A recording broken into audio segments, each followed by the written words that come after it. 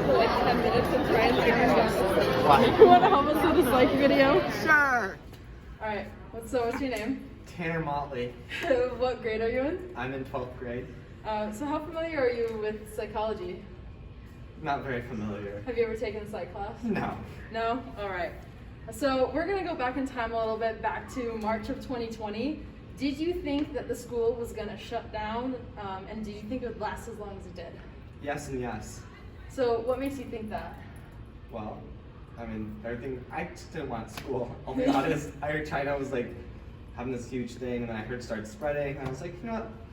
It's coming to us. And it did, and then I was happy and okay with how long it lasted, and so wasn't surprised. So what we have right here is called hindsight bias, which is basically when you look back on a past event and you can say, oh yeah, that was bound to happen. But in that time itself, there was no way that you could have predicted that.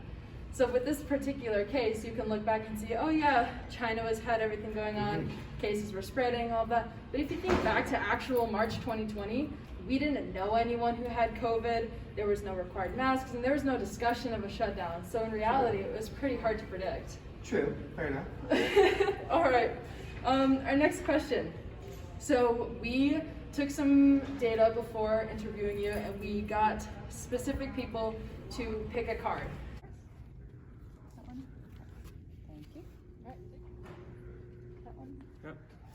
Okay. Flip. Thank you. Just pick a card. And now look at it. Oh, dropped the card. So we have 2 7 Uno cards. One is blue, one is yellow, and we had 5 different people pick cards. So the results are here. We have in that order of cards picked. Can you perceive a pattern there? No. No? No. There's no pattern there whatsoever? No pattern. No pattern. No pattern. Okay. Testing there is the fact that people tend to perceive patterns in completely random data.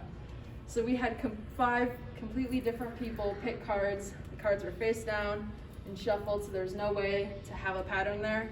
And that people just like to perceive patterns, and even when there aren't any. So for situations such as picking random cards and flipping a coin, actually. All right, our final question for you. How long do you think it'll take you to solve a riddle? It would take me a while. A while? I would say like at least 30 seconds, if not like a few minutes. Okay, so we've got a riddle for you. Oh, no. We're gonna time you actually. Okay. So you're saying that it would take you at least 30 seconds. At least. Yep. At least 30 seconds. All right. What about at most? Yeah, what do you think? Hours? Hours? Days? I don't think I've ever answered a riddle correctly in my life. Really? Really. All right, well, we'll see how you do with this riddle. Okay. So we've got a timer going right here, and your riddle is as follows. What goes all the way around the world but stays in a corner? Oh, that's a really good question. All the way around the world and stays in the corner. Yeah. A building? The building. Well, wait, hold on. Well, yeah, because the Earth is rotating and moving around the world, and the building just kind of stays there, and it's like a corner. So maybe. So the correct answer is a stamp.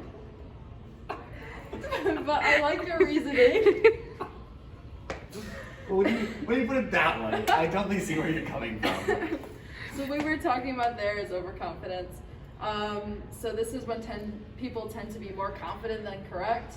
So in I was class, not confident. I'll tell you that much. in class, we talked a lot about like unscrambling words and how long that would take people. And basically, all 3 of these things were certain points that people use to they overestimate the value of common sense thinking rather than scientific thinking, and using scientific processes and reasoning, because we think that by just observing we can often find the right answer, but as we've proved today, that's not the case. Yeah. Do you have any questions for us? Nope, no questions. All right, thank you so much for participating.